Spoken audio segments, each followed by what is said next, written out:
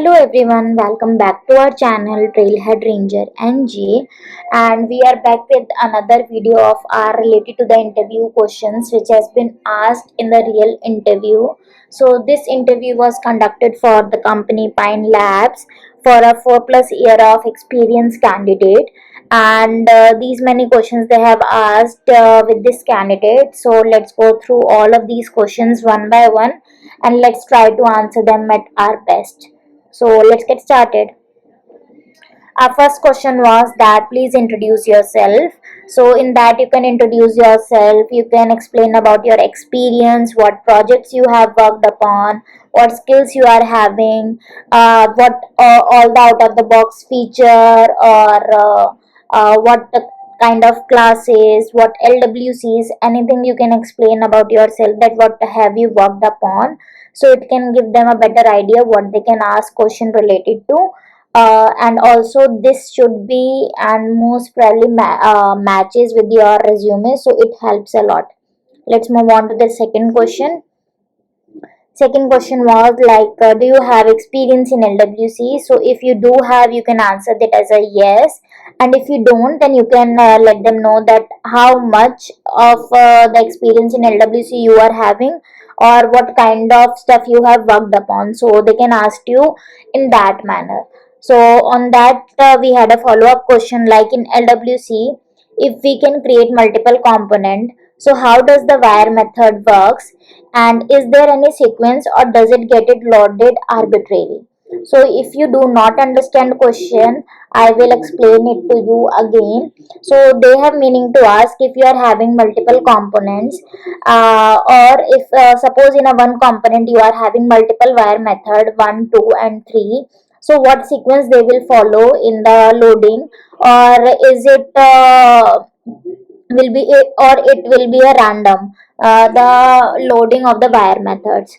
So if the answer was that if we are having a wire method and the normal method, then in comparison to the normal method, wire method will fetch the data first and then the normal method will fetch the data later.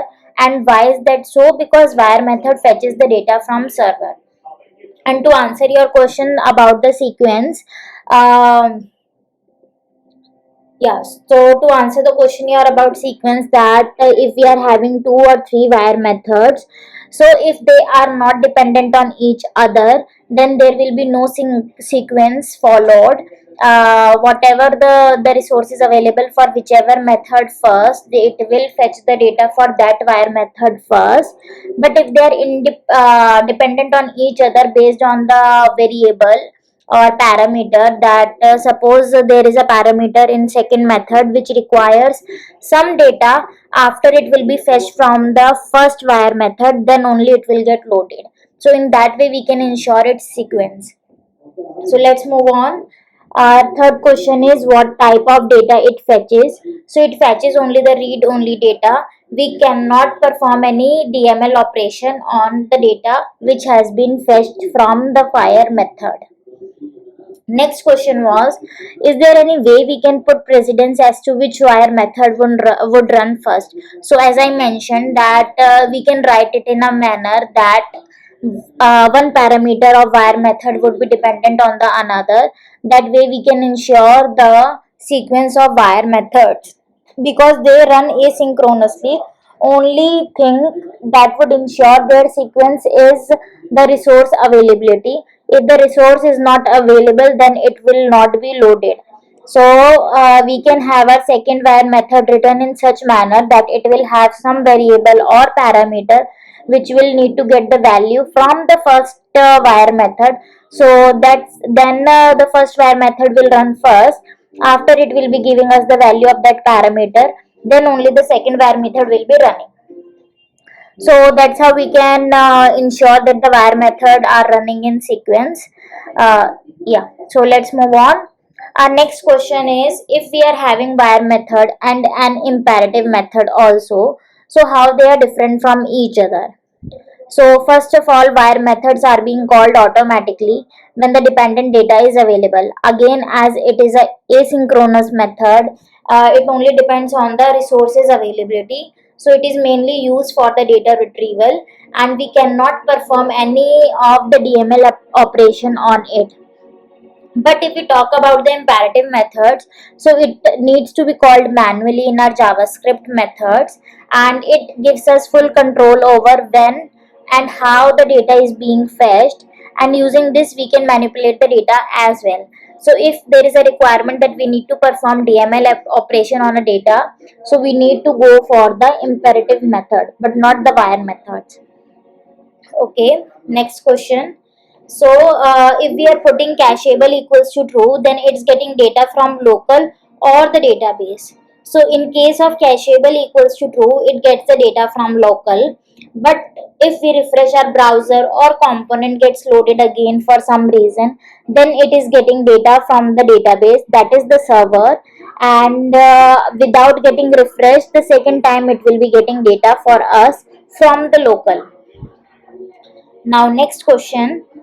So can we update data from wire method? No, it fetches the data only in read mode only. We cannot update data which is being fetched using wire method. Next question is, what about the imperative method? Can we update data using imperative method?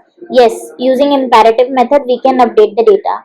So if you see from first to this eighth question, we are getting the question, same question, but in different ways.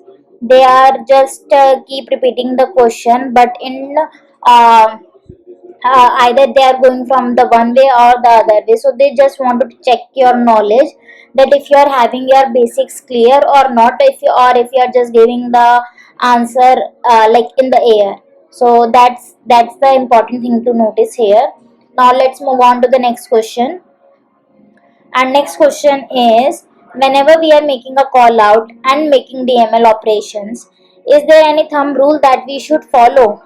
So, yes, what we should do whenever we are making a call out, we need to ensure that the DML is that we should always prioritizing to make the DML operation before making the call out. Otherwise, it would throw the call out exception.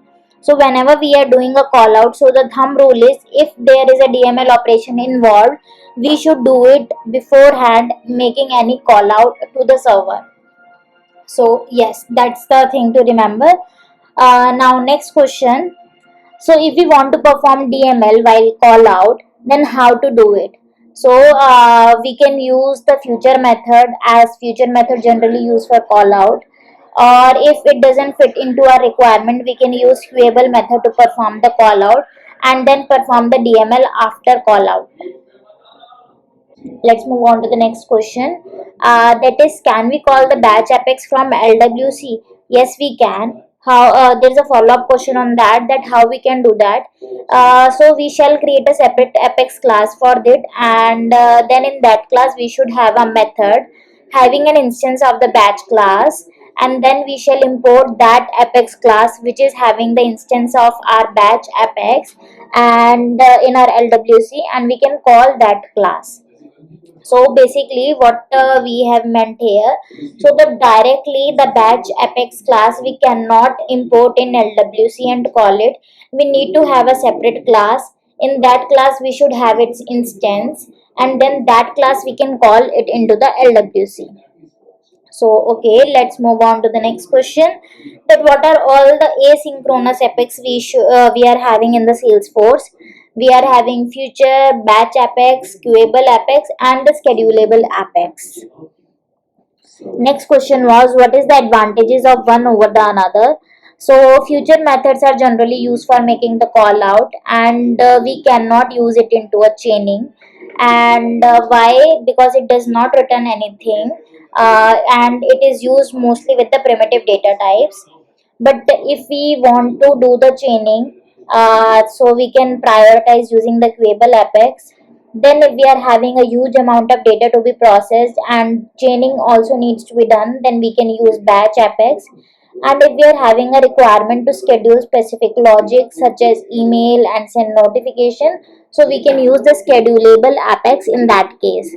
So that's the advantages we are having of one over the another in asynchronous apex. Let's go to the next question. That is, can we queue the batch? Yes, we can queue the batch. And how we can do it? We can queue it from another batch by having its instance. So basically, if we are having batch 1 and batch 2, and we want to chain or queue the batch 2 in the batch 1, so we can have the instance of batch 2 and write it in the batch 1. That's how we can queue the batch. Next question, where exactly can you have its instance? So in the finish method of batch apex, we can have the instance of another batch which needs to be queued. Then next, and in the first batch, while executing first batch, where would you capture those errors? So there was a question like, if you are having or if you are encountering with errors while performing these chaining of jobs, so there could be a scenario that you might run into errors. So where would you like to capture those errors? So we can capture those errors in the execute method by using the try catch block. In try we could have our logic, and in catch we could capture the errors we are encountering. Then next question. Okay, then the follow-up question on that in detail was that if we are having 5 batch classes, then how the processing of finish method of these 5 batches will go about. Because we have written the queuing of these batches in the finish method of each batch.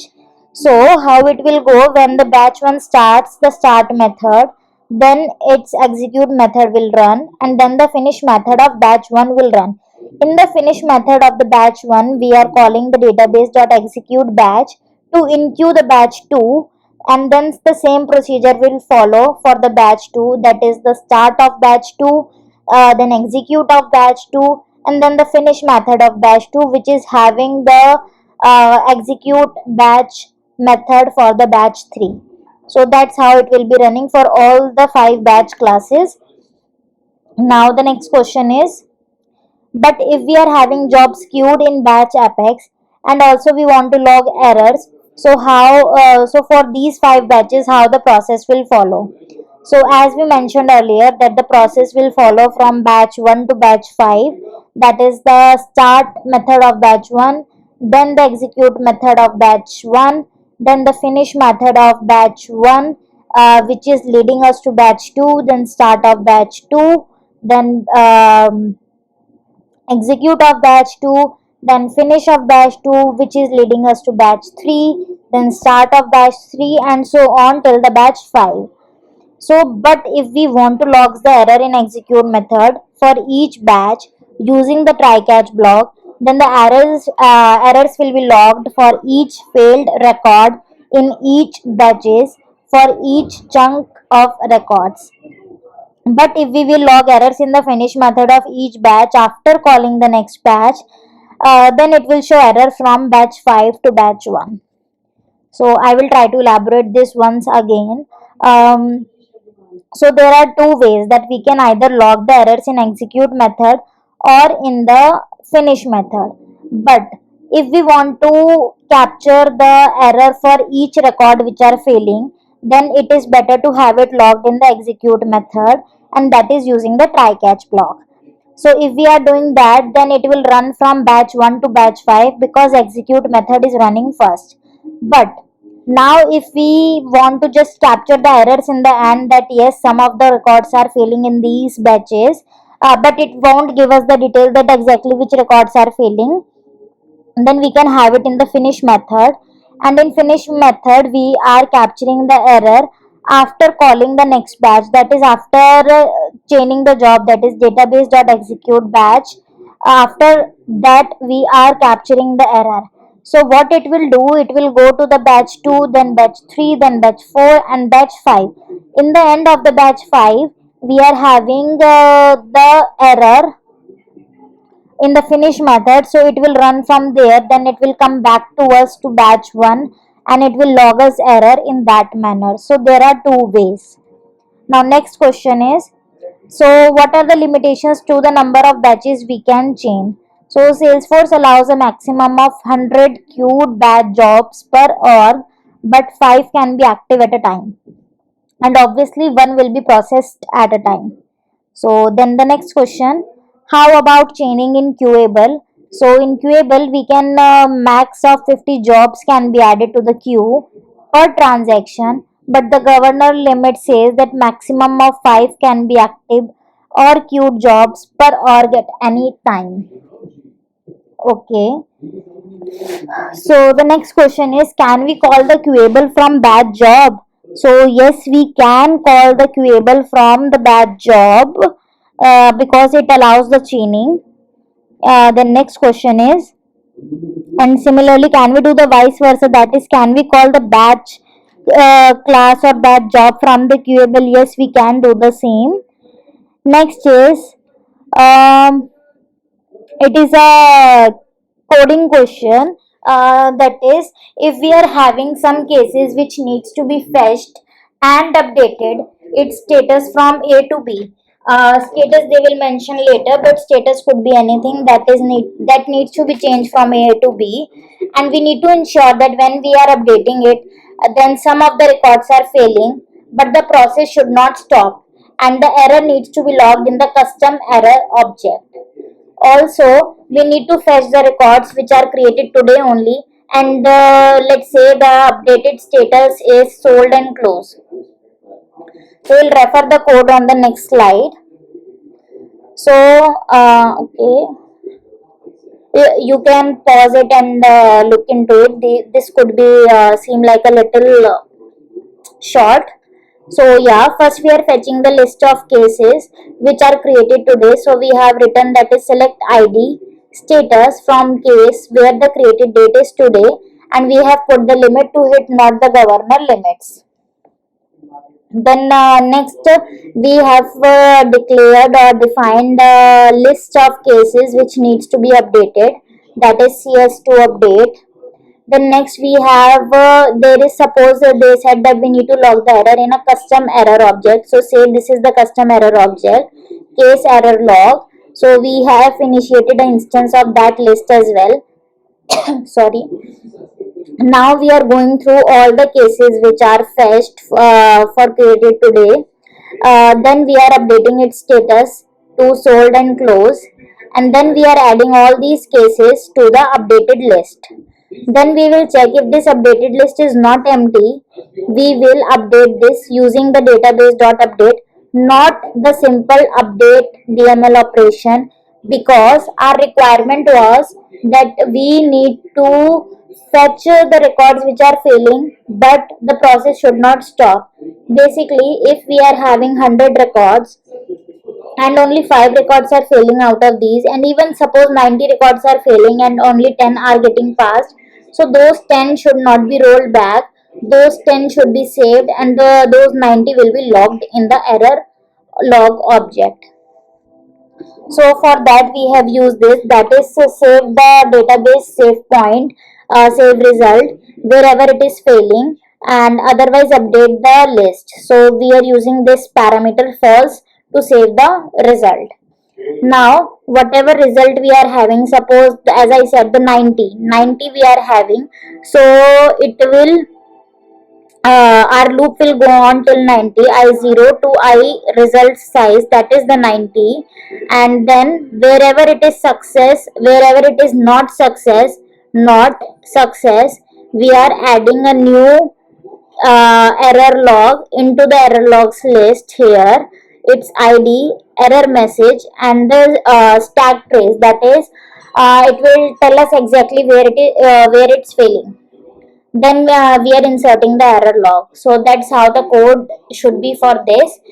And please pause it, go through it again, and if you need any help, let me know in the comment section. You could be having doubt, it's a little bit complicated from the basic, so you can let me know in the comment section, and I'll try to create a separate video on that.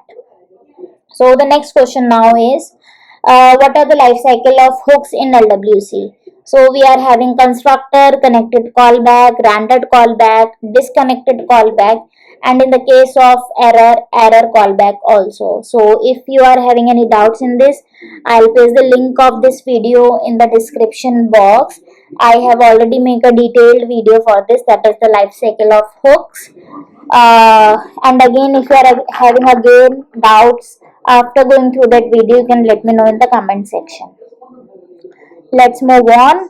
Our next question is, with or without sharing in Apex, which one is by default? So if you remember, in Apex class we use public with sharing or public without sharing. So out of these, if we are not using the keyword, then what is the by default sharing for the Apex class? So by default our Apex class runs in without sharing. And exactly what does it mean? It means that it will have only record level access, and the sharing, sorry, next follow up question was that with sharing, does it will be having all the access? So no, with sharing only allow us to access related to the record level and the sharing rule.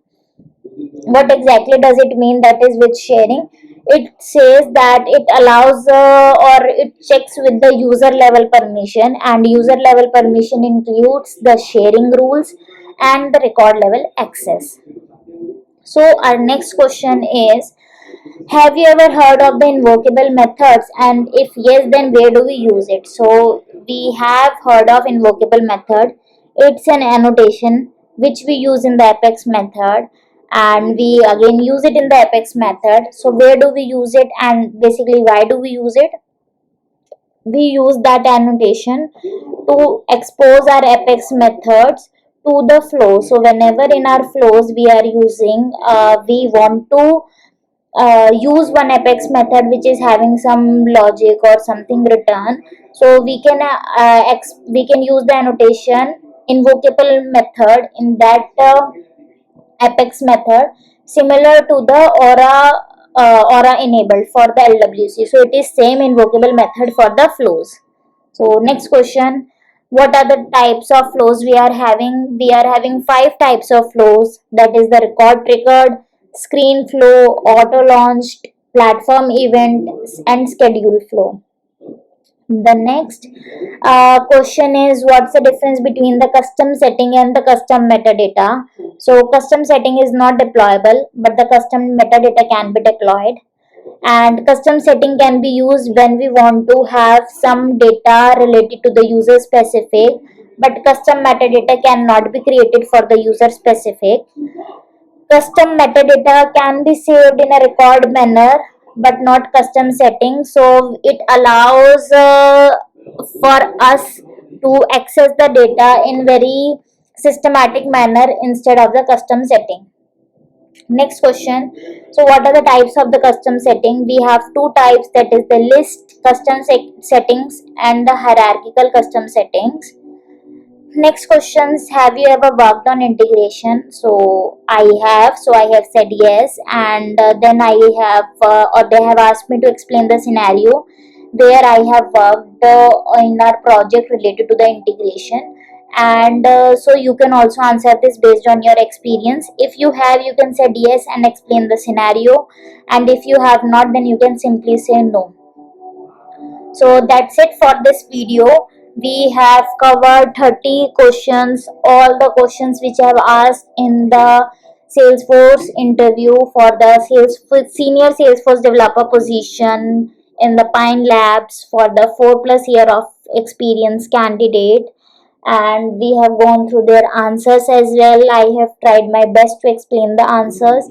And if you have any doubt, please let me know in the comment section. And there are multiple ways to reach me out. You can refer those in the contact list in the description box. And also, if you like the video, please like it and subscribe the channel, and encourage me to make such more videos for you to help you out. If you do like it and comment it encourages me. So thank you and stay tuned.